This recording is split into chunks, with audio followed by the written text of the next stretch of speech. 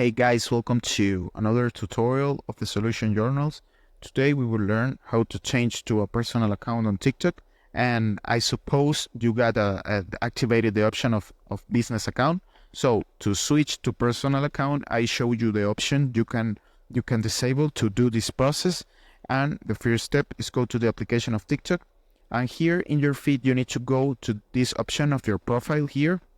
And after that, in the menu of your profile, you need to go to the superior right corner in these three lines. You pick here, and now you got a little menu in the down part of the app, and you got three options: Creator Tools, My QR Code, and Settings and Privacy. You need to go to Settings and Privacy, and after that, in the option of Account, and here where it says switch to business account, maybe when you got the option of business account activated, you pick here, and you can disable. TikTok give it to you the option to switch to personal account.